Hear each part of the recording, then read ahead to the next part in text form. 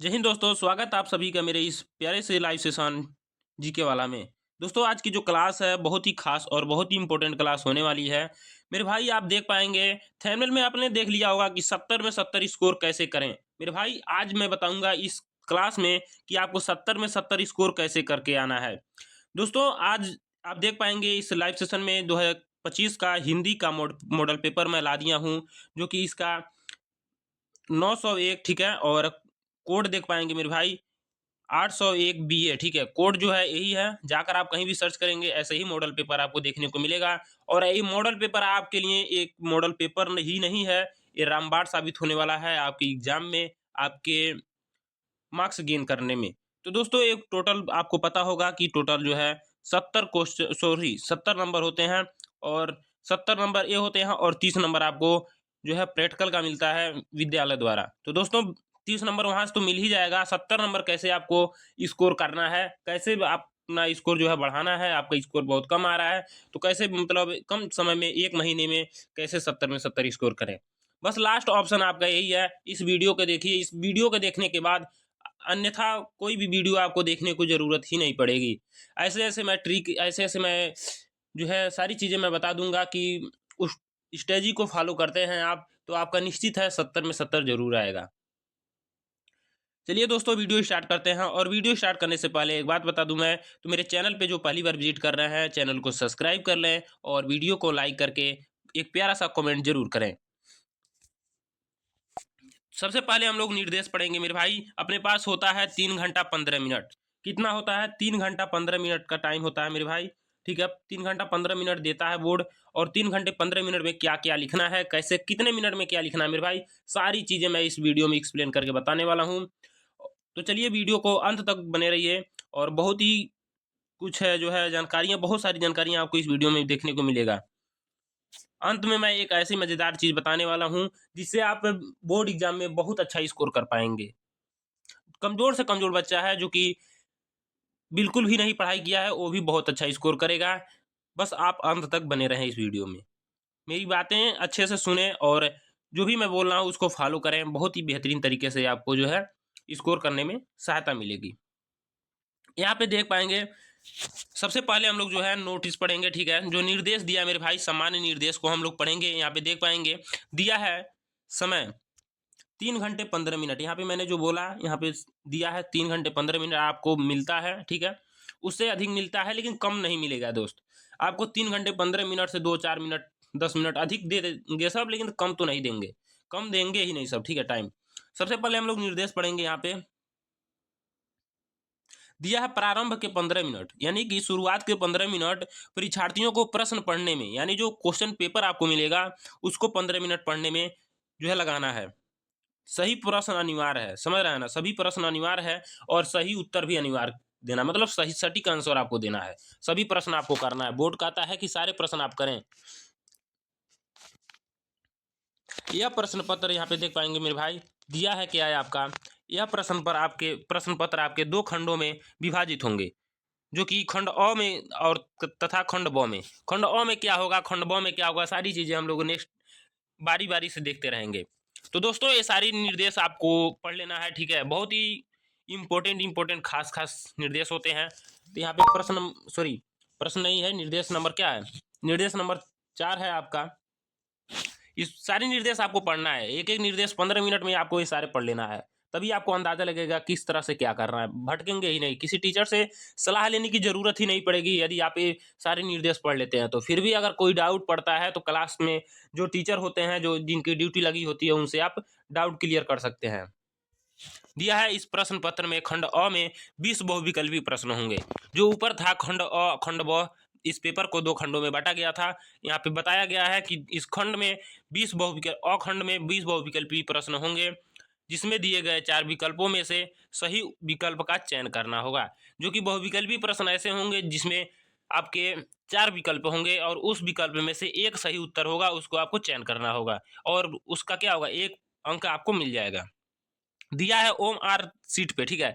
OMR seat जिनको नहीं भरने आता है मेरे भाई, मैं बहुत जल्द जो है OMR सीट का वीडियो लाने वाला हूँ। कैसे भरा जाएगा, कैसे क्या होगा, इस सारी चीज़ें मैं उस वीडियो में बताऊंगा। क्योंकि इस वीडियो का बनाने का मकसद एक ही था कि आपको जो है मॉडल पेपर अच्छे से मैं दे सकूं। क्योंकि अगर यदि मैं OMR सीट बीच में ला देता तो वीडियो बहुत लंबी होती और आपको देखने में भी प्रॉब्लम होता है। तो देख पाएंगे यहाँ पे दिया है अथवा का क्या है, काले बांध, ठीक है, पॉइंट पेन से ही सही विकल्प वाले गोले को अच्छी तरह से रंग कर देना है, ठीक है। समझ रहे हैं क्या कर रहा है कि जो भी गोले होंगे वहां पे OMR सीट पे, उसको काले रंग से, ठीक है, एकदम उसको गोले गोले अच्छे तरह से कर देना है। और क्योंकि वो कंप्यूटराइज जो है चेक होता है तो उसमें प्रॉब्लम्स हो सकती हैं आपको।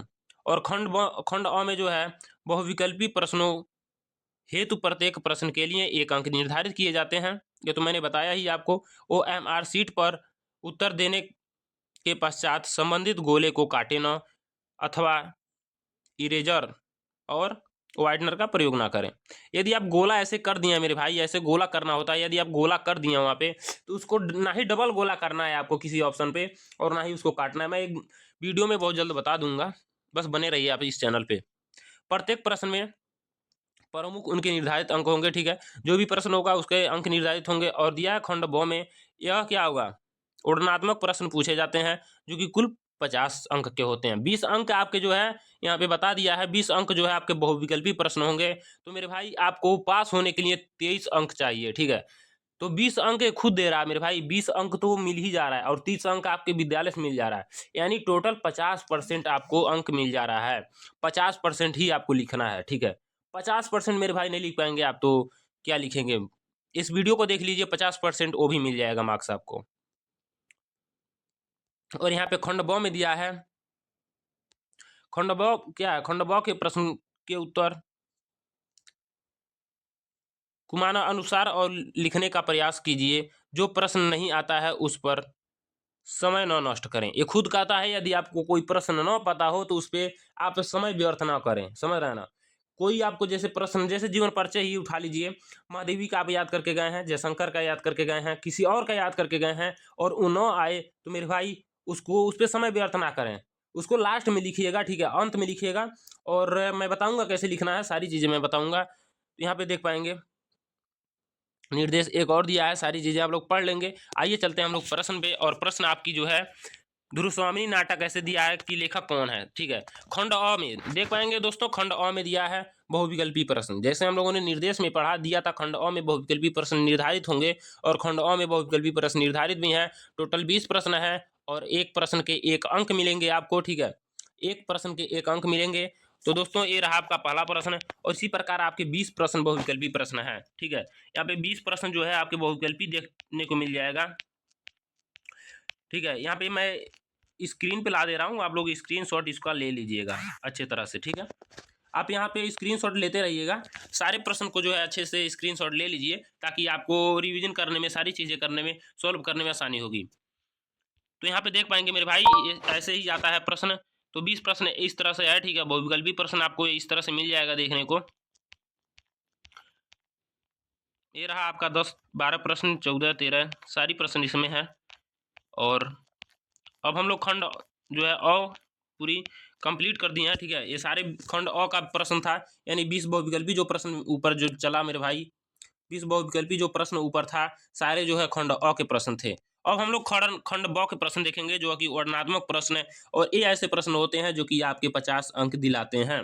20 अंक तो मेरे भाई ऊपर से मिल जाएगा आपको, 20 अंक की टेंशन ना करें, ठीक है। 20 अंक वाला जो वीडियो मैं डालता हूँ, डेली क्लासेस कराता हूँ 5-6 बजे की टाइम में, वो क्लास यदि आप डेली देखते हैं तो मेरे भाई आपके 20 अंक कहीं जाने वाले ही नहीं है। 20 अंक पूरे के पूरे आपको मिलेंगे।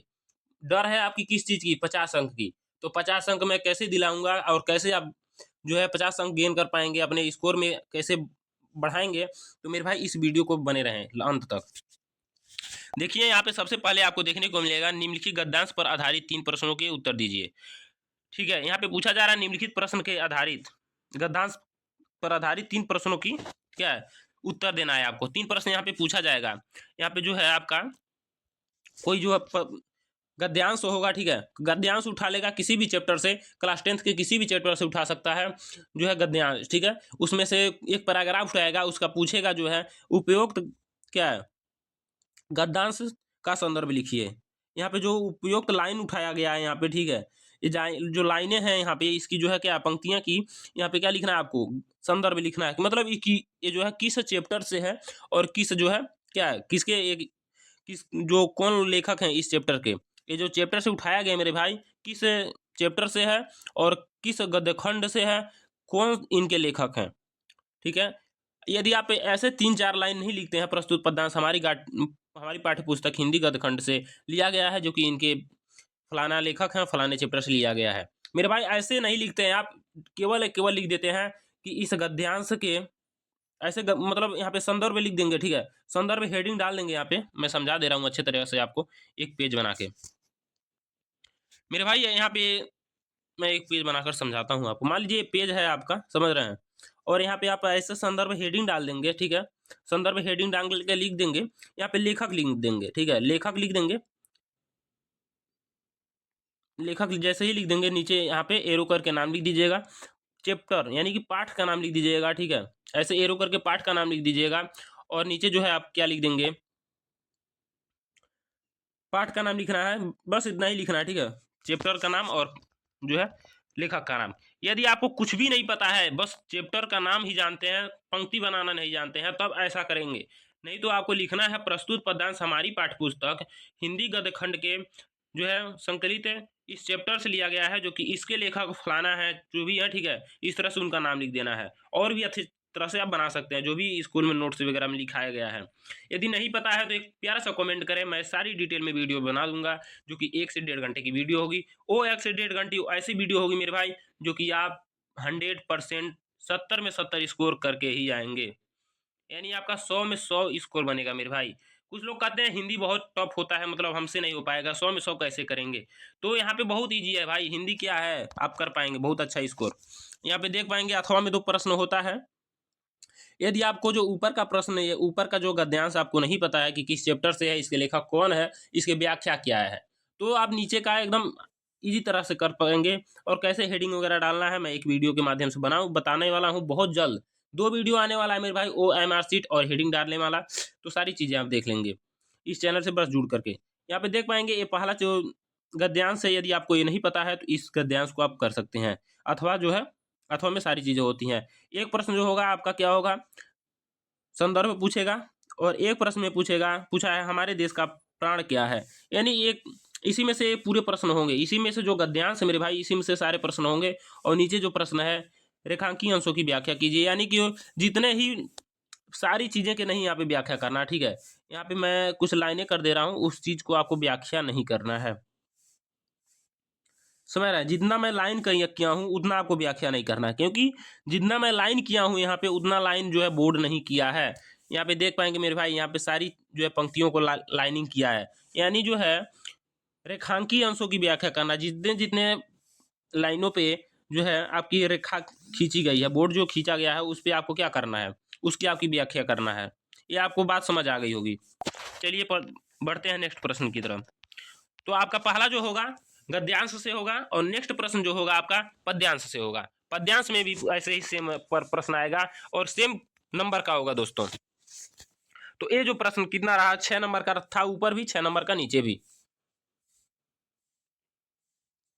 मेरे भाई बहुत लोगों का डाउट होता है कि भैया यदि मैं इस प्रश्न को करता हूँ, ठीक है, जो अथवा वाले प्रश्न नहीं होते हैं, मतलब जो मेन प्रश्न होते हैं इसको मैं करता हूँ, और अथवा वाला की भी करता हूँ, ठीक है, जो अथवा वाले प्रश्न होते हैं इसको भी करता हूँ, तो क्या हमको डबल मार्क्स मिल जाएंगे? मेरे भाई ऐसा कुछ नहीं होने वाला है, ठीक है, ये दोनों प्रश्न सेम है। ये आपको ऑप्शन में देता है, यदि आपको इस प्रश्न का उत्तर नहीं पता है, इस प्रश्न का उत्तर आपको नहीं पता है, तो इस प्रश्न का उत्तर आप दे सकते हैं, ठीक है, इस प्रश्न का उत्तर आप दे सकते हैं आसानी तरीका से। तो ऐसा नहीं होने वाला है, या आपको दोनों प्रश्न करना ही नहीं है, ठीक है, यदि अथवा करें या फिर इसको करें, दोनों प्रश्न में से एक प्रश्न को करना है। तो आइए इसको देखते हैं क्या दिया है। दिया है यहाँ पे, आप स्क्रीन पे देख पाएंगे मेरे भाई, दिया है दिए गए पद्यांश पर आधारित 3 प्रश्नों का उत्तर दीजिए। इसमें भी 3 ही प्रश्न पूछा जाएगा, जो कि पहला प्रश्न आपका होगा संदर्भ होगा। पहला प्रश्न क्या होगा? संदर्भ होगा। तो आप समझ सकते हैं संदर्भ जो है मेरे भाई, ये सारी प्रश्न क्या होंगे? 2 नंबर के ये होंगे, 2 नंबर के ये होंगे और 2 नंबर के ये होंगे। समझ रहे हैं ना? 6 नंबर, टोटल 6 नंबर, इतने से ही आपको 6 नंबर मिल जाएगा। और यहाँ पे पूछा जा रहा है पदनाश में मधुकर शब्द किस के लिए प्रयुक्त हुआ है? तो समझ रहे हैं ना? सारी चीजें आप समझ गए होंगे। और रेखांकियांशों की व्याख्या, मतलब जितने पे लाइनिंग किया गया है उसने की ही व्याख्या करना है आपको। ये पे मैं बता दे रहा हूँ, यहाँ से लेकर के आपको यहाँ तक की व्याख्या सारी चीजों की करनी है।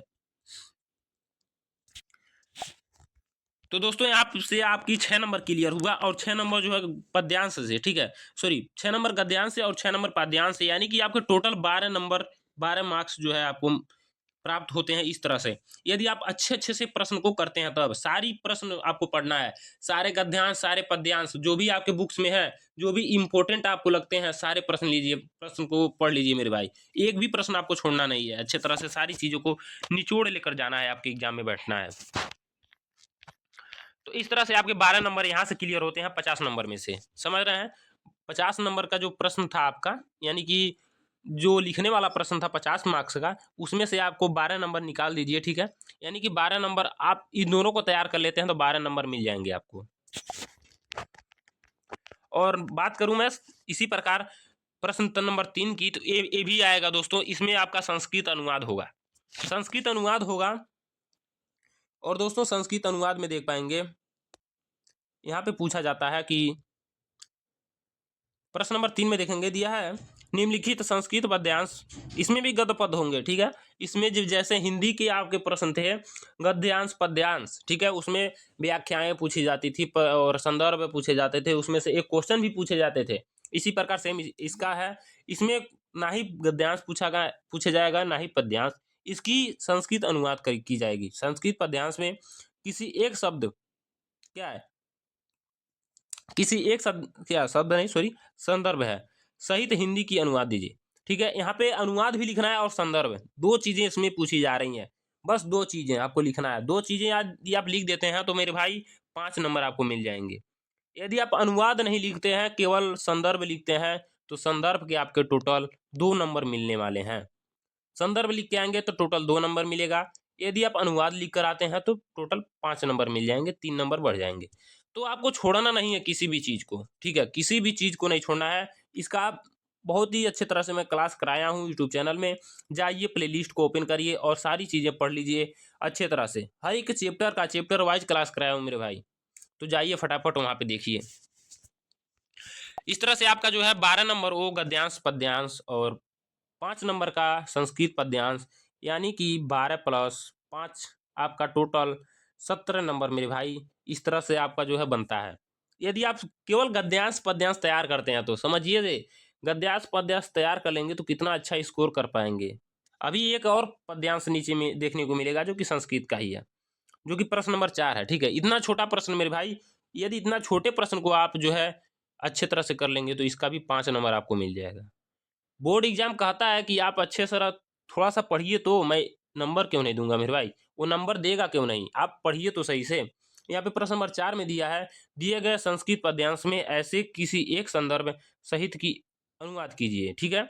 यहाँ पे किसी एक शब्द की अनुवाद करना है, या इसको करिए, ठीक है, या आप नंबर 1 को करिए या फिर नंबर 2 को करिए, जिसको मन करे उसको करिए, लेकिन दोनों नहीं करना है आपको, ये ध्यान में रहे, दोनों नहीं करना है, सिर्फ एक को करना है, किसी एक को करना है, ठीक है। यदि आपको ये वाला पद्यांश नहीं याद है, नहीं पता है, तो इसको आप कर सकते हैं, ठीक है। यदि ये वाला आपको नहीं पता है तो इसको आप कर सकते हैं। यदि दोनों पता है तो आप किसी को करिए, आपकी मर्जी, कोई रोकने वाला नहीं है वहां पे। यहाँ पे भी उसी तरह से लिखना है, ठीक है, हिंदी अनुवाद लिखना है और संदर्भ लिखना है। तो यहाँ पे संदर्भ के भी 2 नंबर मिलेंगे और अनुवाद के भी 3 नंबर, यानी टोटल 5 नंबर मिलेंगे। और हिंदी का जो है क्या था, 12 नंबर था, ठीक है, हिंदी का गद्यांश पद्यांश का 12 नंबर था। और जो है यहाँ पे संस्कृत की गद्यांश पद्यांश की बात करूं तो यहाँ पे 10 नंबर का हुआ। टोटल आपके कितने नंबर हुए? 22 नंबर का केवल गद्यांश पद्यांश पूछी जा रही है, यानी कि आपकी टोटल 22 नंबर की गद्यांश पद्यांश पूछी जा रही है। और दोस्तों मैं यहाँ पे स्कोर काउंट करूं तो आपके 30 नंबर विद्यालय से मिल जाएंगे, ठीक है। और 20 नंबर यदि आप मेरे 5 बजे वाली क्लास को देखते हैं, जो कि 20 मार्क्स की होती है, 20 नंबर की होती है। यदि आप उस क्लास को देखते हैं 5 बजे वाली क्लास को, तो वहां से आपके 20 नंबर क्लियर हो जाते हैं।